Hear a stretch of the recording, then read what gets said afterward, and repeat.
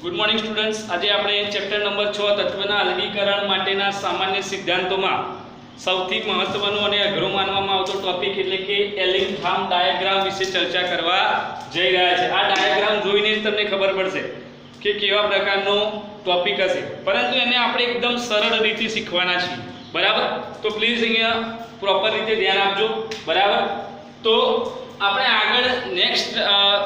આગળના લેક્ચરમાં એવું ભણ્યા હતા કે કોઈ ધાતુનું શુદ્ધિકરણ કરવું હોય તો એના માટે યોગ્ય રિડક્શન કર્તાનો ઉપયોગ કરવામાં આવે, જેમાં બે રિડક્શન કર્તા હતા, એક કાર્બન અને બીજો કાર્બન મોનોક્સાઇડ, જેનો ઉપયોગ કરી આપણે શું મેળવતા હતા? મેટલ, શુદ્ધ મેટલ મેળવતા હતા। જેમાં આપણે છેલ્લે ડેલ્ટા G0 ગિબ્સ મુક્ત ઊર્જાનું સમીકરણ જોયું હતું। Delta G0 delta H - T delta S, બરાબર? આ સમીકરણ આપણે જોયું। તો એલિંગહામ નામના વૈજ્ઞાનિકે બી આ જ પ્રમાણે ડેલ્ટા G0 વિરુદ્ધ તાપમાન T નો ગ્રાફ અહીંયા દોરી કેવા પ્રકારના રિડ્યુસિંગ એજન્ટનો ઉપયોગ કરીશું, કેવા પ્રકારના રિડ્યુસિંગ એજન્ટ એટલે કે રિડક્શન કર્તાનો ઉપયોગ કરીશું, તો સૌથી સરળ રીતે અને સૌથી સસ્તી રીતે આપણે શુદ્ધ કાચી ધાતુ શુદ્ધ સ્વરૂપે મેળવી શકીશું।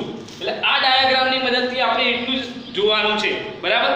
તો એલિંગહામ નામના વૈજ્ઞાનિકે મેટલ ઓક્સાઇડ એટલે કે ધાતુનો ઓક્સાઇડની કેવા પ્રકારના રિડક્શન કર્તા સાથે પ્રક્રિયા કરવામાં આવે, ધાતુના ઓક્સાઇડનું એટલે કે મેટલ ઓક્સાઇડનું કેવા પ્રકારના રિડ્યુસિંગ એજન્ટ એટલે કે રિડક્શન કર્તા સાથે પ્રક્રિયા કરવામાં આવે કે જેથી શુદ્ધ સ્વરૂપમાં સૌથી સરળ રીતે અને સસ્તી રીતે, સસ્તી મીન્સ કોસ્ટલી ના હોય તે રીતે, સરળ મીન્સ સસ્તી મીન્સ કે કોઈ બી કાચી ધાતુ કે જે કોસ્ટલી ના હોય એટલે કે ભાવ વધારે ના હોય, જેનાથી આપણને વધુ નુકસાન ના થાય, એ રીતે ફાયદાકારક રીતે આપણે કાચી ધાતુ મેળવી શકીએ, બરાબર? આ આપણો મેઇન એજન્ડો છે કે કઈ રીતે આપણે મેટલ ઓક્સાઇડમાંથી સૌથી સરળ રીતે મેટલ મેળવીશું, બરાબર?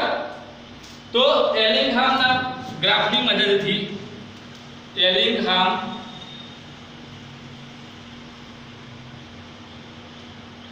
ગ્રાફની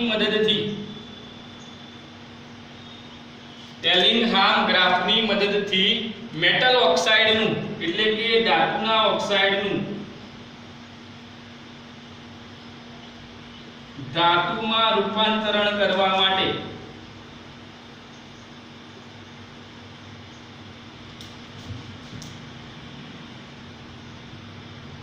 કેવા પ્રકારના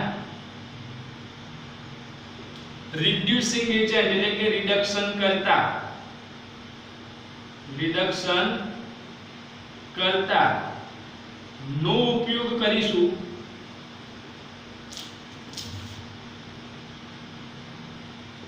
કે જેથી સરળ રીતે અને સસ્તી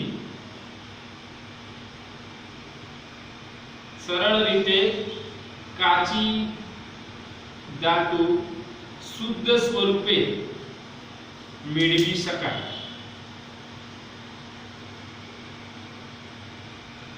કાચી ધાતુમાંથી ધાતુ શુદ્ધ સ્વરૂપે મેળવી શકાય, બરાબર? આ તો મેઇન પોઈન્ટ આપણો એલિંગહામ ડાયાગ્રામનો, બરાબર? તો ડેલ્ટા G0 વિરુદ્ધ તો T નો ગ્રાફ દોરી એને એવું સમજાયું કે કઈ રીતે કાચી ધાતુ શુદ્ધ સ્વરૂપે સરળ રીતે મેળવી શકાય, બરાબર? તો ધાતુ કર્મ વિધિમાં આપણે ધાતુના ઓક્સાઇડનું એટલે કે મેટલ ઓક્સાઇડનું કાર્બન વડે કાં તો કાર્બન મોનોક્સાઇડ વડે કાં તો કોઈ ધાતુ વડે મેટલ ઓક્સાઇડનું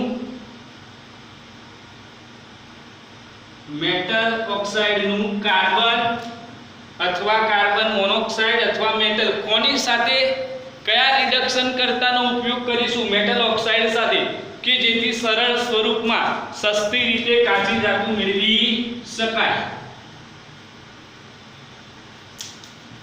મેટલ ઓક્સાઇડની કેવા રિડક્શન કર્તા સાથે મેટલ ઓક્સાઇડની કેવા રિડક્શન કરતા સાથે પ્રક્રિયા કરી તો શુદ્ધ સ્વરૂપે સૌથી સરળ અને સસ્તી રીતે કાચી ધાતુ મેળવી શકાય. બરાબર, આ આપણો મેઇન પોઈન્ટ છે. બરાબર, તો આ માટે રાસાયણિક પ્રક્રિયાએ સ્વયંભૂ થવી જરૂરી છે. આ માટે રાસાયણિક પ્રક્રિયા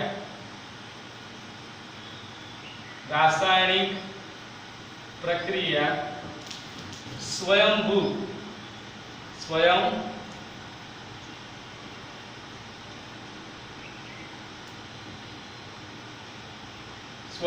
થવી જરૂરી. સ્વયંભૂ એટલે કે આપમેળે થતી હોય તેવી રાસાયણિક પ્રક્રિયા. તો આપમેળે થતી હોય તેવી રાસાયણિક પ્રક્રિયા ત્યારે સંભવ બને કે જ્યારે ડેલ્ટા G0 એટલે કે ગિબ્સ મુક્ત ઉર્જા તે મોર નેગેટિવ હોય. મોર નેગેટિવ મતલબ કે સૌથી વધુ ઋણ હોય. ડેલ્ટા G0 નું મૂલ્ય સૌથી વધુ ઋણ હોય. ડેલ્ટા G0 નું મૂલ્ય સૌથી વધુ ઋણ હોય ત્યારે પ્રક્રિયા સ્વયંભૂ એટલે કે આપમેળે થતી હોય. તો આ માટે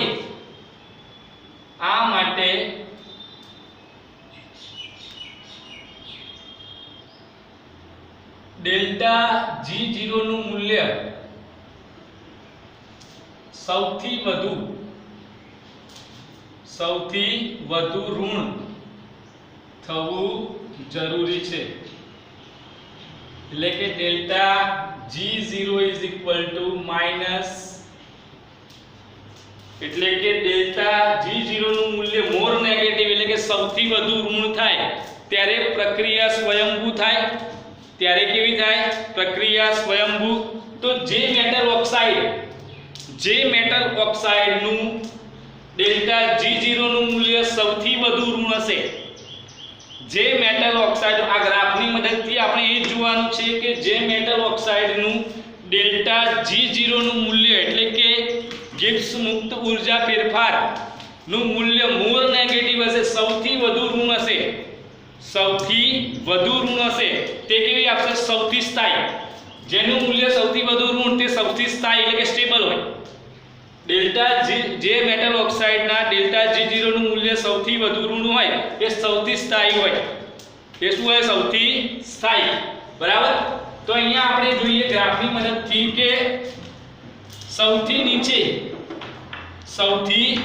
-1200 કિલોજૂલ મોલ ઇન્વર્સ ડેલ્ટા G0 નું મૂલ્ય આપેલું છે. ડેલ્ટા G0 ગિબ્સ મુક્ત ઉર્જાના ફેરફારનું મૂલ્ય કેટલું છે? -1200 કિલોજૂલ મોલ ઇન્વર્સ. હવે જુઓ, સૌથી નીચે છે. બરાબર, અહીંથી શું થાય? ગ્રાફનો ઢાળ બદલાય છે એટલે કે ઉપર તરફ જાય છે. તો અહીંથી અહીંયા સુધી એટલે કે આ મેં દર્શાવ્યું એ પ્રમાણે આ ડોટેડ લાઈન જે આશરે તાપમાન છે 1665 કેલ્વિન. કેટલું? 1665 કેલ્વિન એટલે કે આટલા સુધી, અહીંયા સુધી શું છે? ડેલ્ટા G0 નું મૂલ્ય સૌથી વધુ ઋણ મળે છે. બરાબર, અહીંયા સુધી ડેલ્ટા G0 નું મૂલ્ય કેવું? સૌથી વધુ. કારણ કે અહીંયા સુધી શું છે? નીચું. કોના કરતા? Al2O3 કરતા આ MgO મેગ્નેશિયમ ઓક્સાઇડ કઈ રીતે બને છે કે Mg + O આ બંને વચ્ચે પ્રક્રિયાથી શું બન્યું છે? Magnesium oxide. તો અહીંયા સુધી, જ્યાં સુધી આ બંને એકબીજાને ટચ નહીં થતા ત્યાં સુધી 1665 કેલ્વિને, લગભગ 1665 કેલ્વિને મેગ્નેશિયમ ઓક્સાઇડ કેવો છે? સૌથી વધુ સ્થાયી. પરંતુ અહીંથી જુઓ, અહીંથી શું છે? કયો આવે છે પછી? Al2O3. કારણ કે આ એના કરતા ક્યાં જતું રહે છે? પછી ઉપર. આ એના કરતા ક્યાં જતું રહે છે? ઉપર. તો Al2O3 કઈ રીતે બને છે? 2Al plus 3/2O2 gives Al2O3. 3/2 એટલે 1.5 ગુણ્યા 2 એટલે 3 એટલે Al2O3 બનશે. તો જ્યારે આ એકબીજાને છેદે ત્યાંથી ઉપર જાય એટલે ત્યાંથી કોનું મૂલ્ય સૌથી વધુ સ્થાયી હોય છે? કોનું? Al2O3 નું. કોનું? Al2O3 નું. તો ડેલ્ટા G0 નું મૂલ્ય સૌથી વધુ ઋણ હોય તેથી પ્રક્રિયા કેવી હોય? વધુ સરળ અને સસ્તી. ડેલ્ટા G0 નું મૂલ્ય જેટલું વધુ ઋણ ધાતુનું ઓક્સાઇડ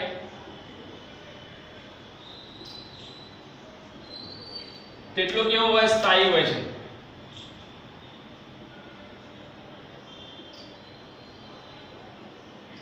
અને પ્રક્રિયા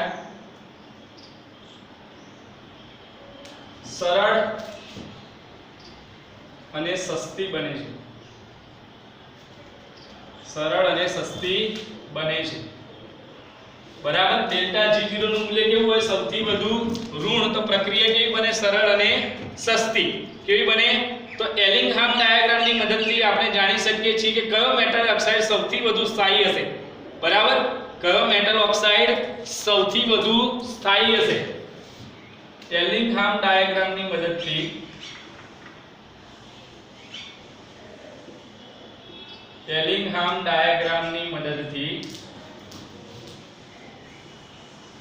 જાણી શકાય કે સૌથી વધુ સ્થાયી ઓક્સાઇડ કયો હશે? એલિંગહામ ડાયાગ્રામની મદદથી આપણે શું જાણી શકીએ કે કયો ઓક્સાઇડ સૌથી વધુ સ્થાયી હશે? બરાબર. તો Al2O3 એ 2Al 3/2O2 એટલે કે Al2O3 જે ઓક્સાઇડની અહીં જુઓ આ મેગ્નેશિયમ ઓક્સાઇડ અહીંયા સુધી શું હતો? સૌથી વધુ સ્થાયી. પણ અહીંથી છેક ઉપર જાય છે. અહીંથી શું બદલાય છે? ઢાળ બદલાય છે ઉપર તરફ. જ્યારે Al2O3 આના પછી શું આવે છે? આર્યો ઢાળ. કે કેવો? આના પછી Al2O3 સૌથી વધુ સ્થાયી થાય છે. બરાબર. તો મેગ્નેશિયમ ઓક્સાઇડ એટલે કે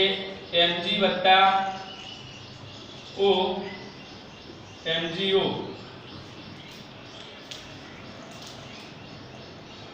1665 કેલ્વિન તાપમાને 1665 કેલ્વિન તાપમાને મેગ્નેશિયમ ઓક્સાઇડ સૌથી વધુ સ્થાયી હોય છે. 1665 કેલ્વિન તાપમાને મેગ્નેશિયમ ઓક્સાઇડ સૌથી વધુ સ્થાયી હોય છે. પરંતુ 1665 કેલ્વિન તાપમાન પછી એનું મૂલ્ય કેવું જાય છે? જો અહીંયા કે અહીંયા -1200 કેલ્વિન આવ્યો. આ -1200 કેલ્વિન અહીંયા સુધી કેટલું 1000 આવ્યું. પણ અહીંયા સુધી ક્રમશઃ શું થાય? ઘટાડો એટલે કે -400 આવ્યું. અહીંયા કેટલું આવ્યું? -300. એટલે ક્રમશઃ ઉપર જતું જાય એમ શું થાય? ઘટતું જાય. બરાબર. એના પછી Al2O3 નું જે લગભગ કેટલું છે? લગભગ 950 છે. બરાબર. 950 કિલોજૂલ મોલ ઇનવર્સ. બરાબર. એટલે આના પછી MgO પછી કોનો નંબર આવશે? Al2O3 જે કેવો છે? સૌથી વધુ સ્થાયી. સૌથી ઓછો સ્થાયી છે HgO મર્ક્યુરી ઓક્સાઇડ. કારણ કે તેની સ્થાયીતા કેવી છે? ઋણથી પણ ઉપર. એટલે કે ઉપર જઈએ તેમ સ્થાયીતામાં ઘટાડો થાય. કારણ કે ડેલ્ટા G0 નું મૂલ્ય કેવું થતું જાય? ધન થતું જાય. ઉપર તરફ જઈએ તેમ ડેલ્ટા G0 નું મૂલ્ય ધન થાય છે. જ્યારે નીચે તરફ જઈએ તેમ ડેલ્ટા G0 નું મૂલ્ય કેવું થાય છે? ઋણ થતું જાય. એટલે ડેલ્ટા G0 નું મૂલ્ય જેટલું વધુ નેગેટિવ તેટલી પ્રક્રિયા કેવી થાય? સ્વયંભૂ એટલે કે આપમેળે. અને આપમેળે થતી પ્રક્રિયા કેવી હોય? સસ્તી હોય અને સરળ રીતે થઈ શકે.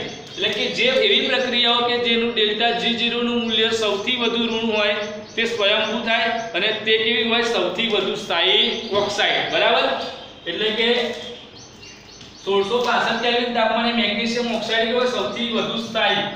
પરંતુ 1665 કેલ્વિન તાપમાન પછી તેની સ્થાયીતા તેની સ્થાયીતા કોના કરતા ઘટે છે? Al2O3 કરતા.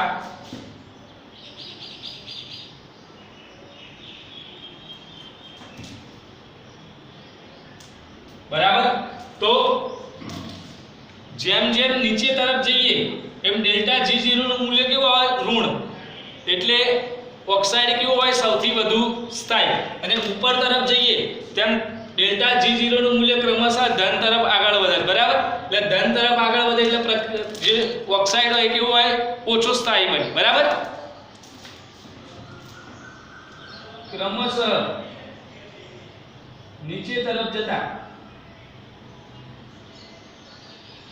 ડેલ્ટા G0 નું મૂલ્ય વધુ ઋણ મળે છે. વધુ ઋણ મળે છે. તેથી મેટલ ઓક્સાઇડ ની સ્થાયીતામાં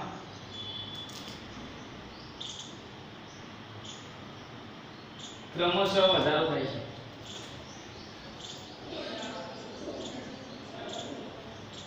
ઉપર તરફ જતા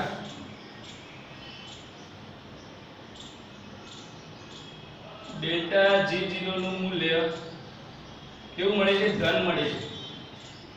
ધન મળતું જાય છે અથવા ઓછું ઋણ મળે છે.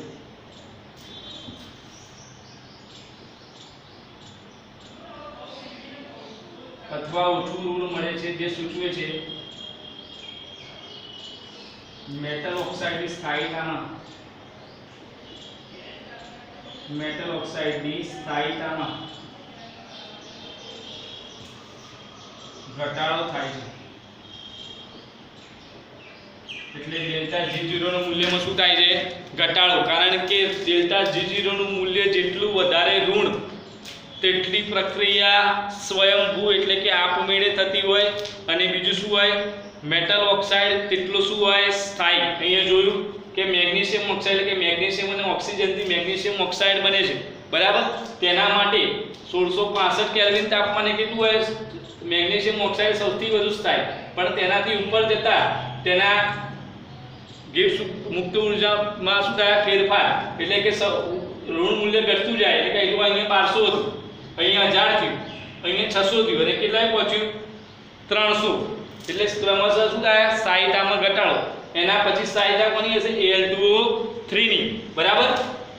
તો એલિંગહામે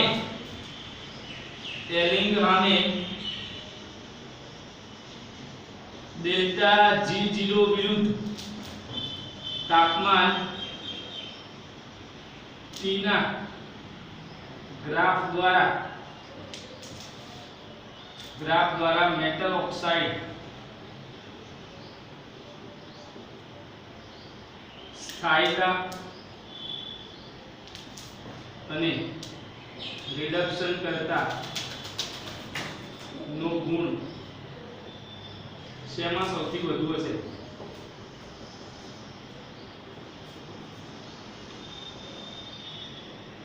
તેની સમજૂતી આપી.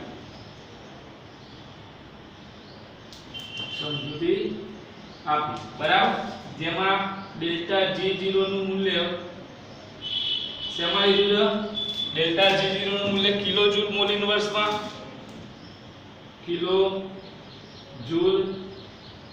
મોલ ઇન્વર્સમાં, અને તાપમાન T કેલ્વિનમાં લીધા છે. બરાબર. તો એલિંગહામ ડાયાગ્રામનો પહેલો ભાગ આપણે ચર્ચા કરી. બરાબર. તો જોઈ લઈએ કે શું છે મેન મુદ્દા આના.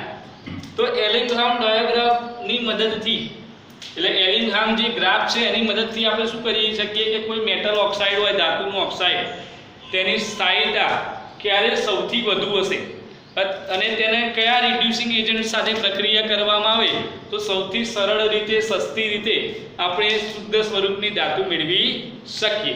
બરાબર. તો એલિંગહામ ગ્રાફની મદદથી મેટલ ઓક્સાઇડનું ધાતુમાં રૂપાંતરણ કરવા માટે કેવા પ્રકારના રિડ્યુસિંગ એજન્ટનો ઉપયોગ કરીશું તે આપણે નક્કી કરી શકીએ છીએ. તે માટે શું જરૂરી છે કે રાસાયણિક પ્રક્રિયા સ્વયંભૂ થવી જરૂરી છે. તો સ્વયંભૂ રાસાયણિક પ્રક્રિયા ક્યારે થાય? જ્યારે ડેલ્ટા G0 નું મૂલ્ય કેવું હોય? સૌથી વધુ ઋણ, એટલે કે ડેલ્ટા G0 મૂળ નેગેટિવ હોય, ડેલ્ટા G0 મૂળ નેગેટિવ હોય ત્યારે પ્રક્રિયા કેવી થાય? સ્વયંભૂ અને સરળ અને સસ્તી રીતે પ્રક્રિયા થાય. હવે જુઓ અહીંયા ડેલ્ટા G0 નું મૂલ્ય કેટલું છે? 1000. કેટલું છે? સોરી, હા, ડેલ્ટા G0 નું મૂલ્ય 1000, તાપમાન કેટલું છે? 1665. એટલે તાપમાન 1665 આપીએ તો મેગ્નેશિયમ ઓક્સાઇડ કેવું છે? સ્થાયી. હવે અહીંયા શું છે? ક્રમશઃ તાપમાનમાં વધારો થાય.